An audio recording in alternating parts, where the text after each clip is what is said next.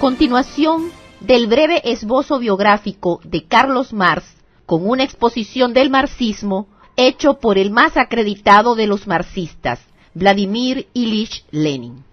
La dialéctica. La dialéctica hegeliana, o sea, la más universal, rica de contenido y profunda doctrina del desarrollo, era para Marx y Engels la mayor adquisición de la filosofía alemana clásica. Toda otra fórmula del principio del desarrollo, de la evolución, parecíales estrecha y pobre, que mutilaba y desfiguraba la verdadera marcha del desarrollo en la naturaleza y en la sociedad, marcha que a menudo se efectúa a través de saltos, catástrofes y revoluciones. Marx y yo fuimos seguramente casi los únicos que tratamos de salvar del descalabro del idealismo comprendido, el hegelianismo, la dialéctica consciente para traerla a la concepción materialista de la naturaleza. La naturaleza es la piedra de toque de la dialéctica, y hay que decir que las ciencias naturales modernas, que nos han brindado materiales extraordinariamente copiosos, y esto fue escrito antes de ser descubierto el radio, los electrones, la transformación de los elementos, etc., y que aumentan cada día que pasa, demuestran con ello que la naturaleza se mueve, en última instancia, por cauces dialécticos y no sobre carriles metafísicos. La gran idea cardinal de que el mundo no puede concebirse como un conjunto de objetos terminados y acabados, escribe Engels, sino como un conjunto de procesos en el que las cosas que parecen estables, al igual que sus reflejos mentales en nuestras cabezas, los conceptos, pasan por una serie ininterrumpida de cambios, por un proceso de génesis y caducidad, esta gran idea cardinal se halla ya tan arraigada desde Hegel en la conciencia habitual que expuesta así, en términos generales, apenas encuentra oposición. Pero una cosa es reconocerla de palabra y otra cosa es aplicarla a la realidad concreta en todos los campos sometidos a la investigación. Para la filosofía dialéctica no existe nada definitivo, absoluto, consagrado. En todo pone de relieve lo que tiene de perecedero y no deja en pie más que el proceso ininterrumpido del devenir y del perecer, un ascenso sin fin de lo inferior a lo superior, cuyo mero reflejo en el cerebro pensante es esta misma filosofía.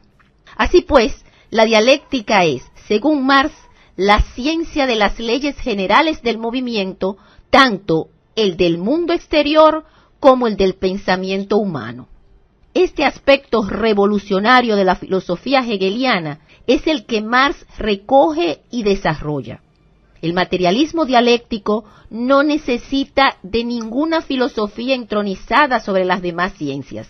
Lo único que queda en pie de la filosofía anterior es la teoría del pensamiento y sus leyes, la lógica formal y la dialéctica. Y la dialéctica, tal y como lo concibe Marx y como lo formula Hegel, engloba lo que hoy se llama teoría del conocimiento o gnoseología, ciencia que debe enfocar también históricamente su objeto, investigando y sintetizando los orígenes y el desarrollo del conocimiento y el paso del no conocimiento al conocimiento. La idea del desarrollo, de la evolución, ha penetrado actualmente casi en su integridad en la conciencia social, pero no a través de la filosofía de Hegel, sino por otros caminos. Sin embargo, esta idea, tal como la formularon Marx y Engels, arrancando de Hegel, es mucho más vasta, más rica de contenido que la teoría de la evolución al uso. Es un desarrollo que parece repetir las etapas ya recorridas, pero de otro modo, sobre una base más alta, la negación de la negación. Un desarrollo que no discurre en línea recta, sino en espiral, por decirlo así. Un desarrollo a saltos, a través de catástrofes y de revoluciones, que son otras tantas interrupciones en el proceso gradual. otras tantas transformaciones de la cantidad en calidad, impulsos internos del desarrollo originados por la contradicción, por el choque de las diversas fuerzas y tendencias que actúan sobre un determinado cuerpo, o en los límites de un fenómeno concreto, o en el seno de una sociedad dada. Interdependencia e íntima e inseparable concatenación de todos los aspectos de cada fenómeno, con la particularidad de que la historia pone constantemente de manifiesto aspectos nuevos, concatenación que ofrece un proceso único y mundial de movimiento, con sus leyes. Tales son algunos rasgos de la dialéctica, mucho más rica que la teoría corriente de la evolución. Véase la carta de Marx a Engels del 8 de enero de 1868, donde ridiculiza las rígidas tricotomías de Stein, que sería irrisorio confundir con la dialéctica materialista. La concepción materialista de la historia. La conciencia de que el viejo materialismo era una doctrina inconsecuente, incompleta y unilateral, llevó a Marx a la convicción de que era necesario poner en armonía con la base materialista, reconstruyéndola sobre ella, la ciencia de la sociedad. Si el materialismo explica la conciencia por el ser y no al contrario, aplicado a la vida social de la humanidad, exige que la conciencia social se explique por el ser social. La tecnología, dice Marx en El Capital, tomo 1, descubre la relación activa del hombre con la naturaleza, el proceso inmediato de producción de su vida y al mismo tiempo de las condiciones sociales de su vida y de las representaciones espirituales que de ellas se derivan. En el prólogo a la contribución a la crítica de la economía política, expone Marx una fórmula completa de los principios del materialismo aplicados a la sociedad humana y a su historia. Dice así: en la producción social de su vida, los hombres contraen determinadas relaciones necesarias e independientes de su voluntad, relaciones de producción, que corresponden a una determinada fase de desarrollo de sus fuerzas productivas materiales. El conjunto de estas relaciones de producción forma la estructura económica de la sociedad, la base real sobre la que se levanta la superestructura jurídica y política y a las que corresponden determinadas formas de conciencia social. El modo de producción de la vida material condiciona el proceso social, político y espiritual de la vida en general. No es la conciencia del hombre la que determina su ser, sino, por el contrario, el ser social es lo que determina su conciencia.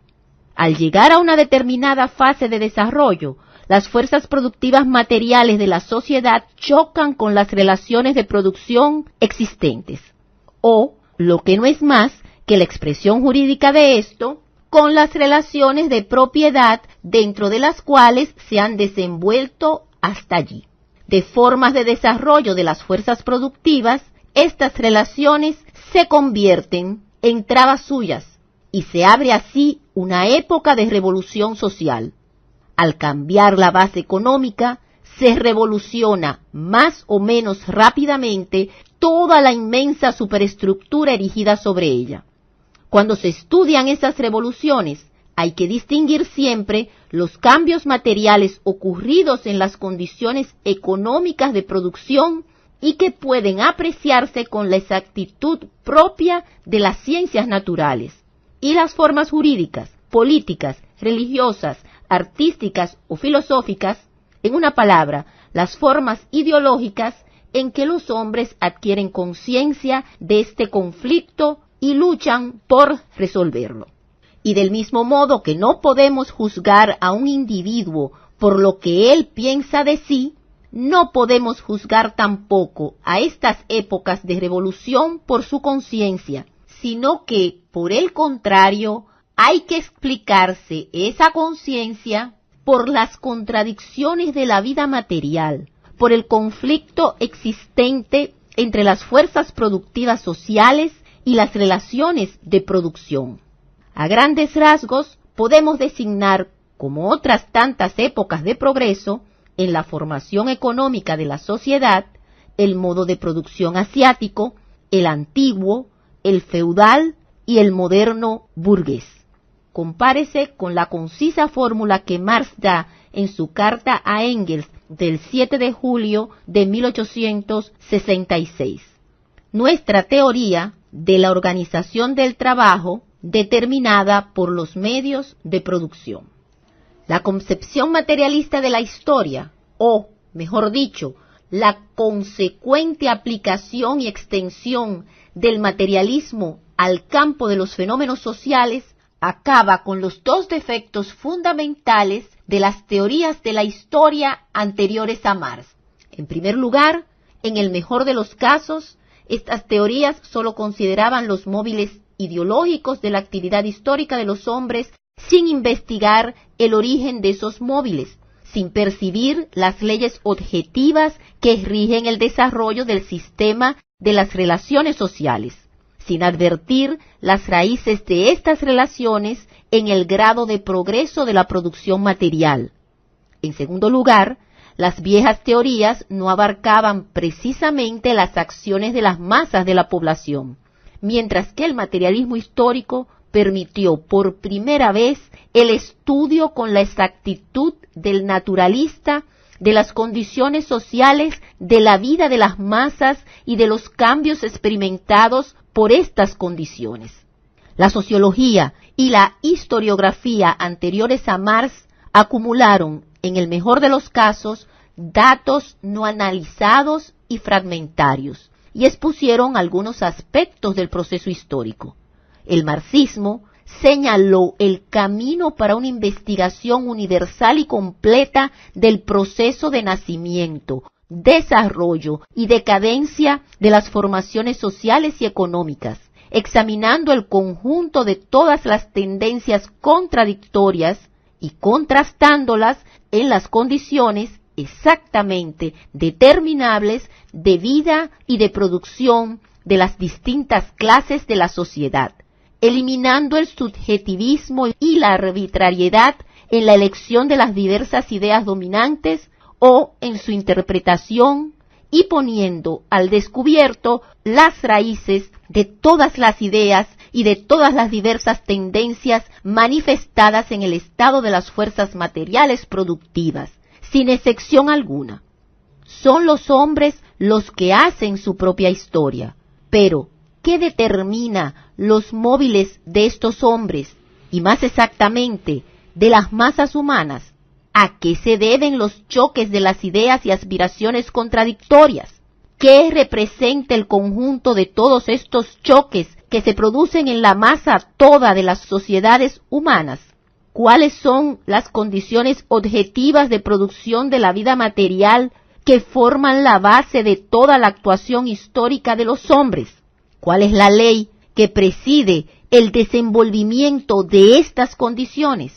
Marx se detuvo en todo esto y trazó el camino del estudio científico de la historia, concebida como un proceso único, regido por leyes, pese a toda su imponente complejidad y a todo su carácter contradictorio. Continuaremos.